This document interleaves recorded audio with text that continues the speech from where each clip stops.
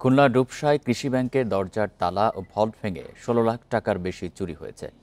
CCTV ফুটেজে অনুসারে শুক্রবার ভোর 6:30টার দিকে টাকা লুটের ঘটনা ঘটে জানিয়েছে পুলিশ।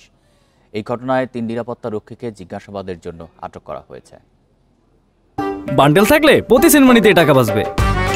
বিকাশ সেনমানি বান্ডেল কিনে জিতুন প্রতি লেনদেনে।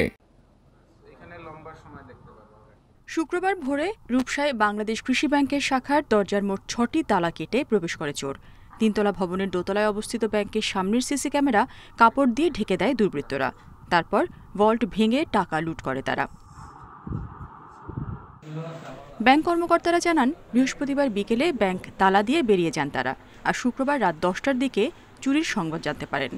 ভল্টে ১৬,১৬,০০০ টাকা ছিল জানালেন ব্যাংক ম্যানেজার। ১৬,১৬,০০০ সামথিং আর কি, ১৬,১৬,০০০, সেখান থেকে ১৪২০ টাকা আছে, আর নাই। না, আর কোনো কিছু পাওয়া যায়নি। পুলিশ বলছে, ছুটির দিনে ভোরে ব্যাংকের নিরাপত্তা ব্যবস্থা ভেঙে টাকা লুট করা হয়।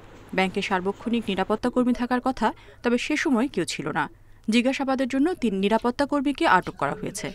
তালা ভেঙে তাদের যে কিছু ভল্টে টাকা পয়সা ছিল, এরকম কিছু টাকা চুরি হয়েছে। তো কত টাকা গেছে এগুলো আসলে ম্যানেজার বা যারা ব্যাংকের কর্তৃপক্ষ আছে তারা তাদের খাতাপত্র এগুলো ডিটেইলস ইয়ে করে আমাদেরকে জানাবে, তারা বলছে।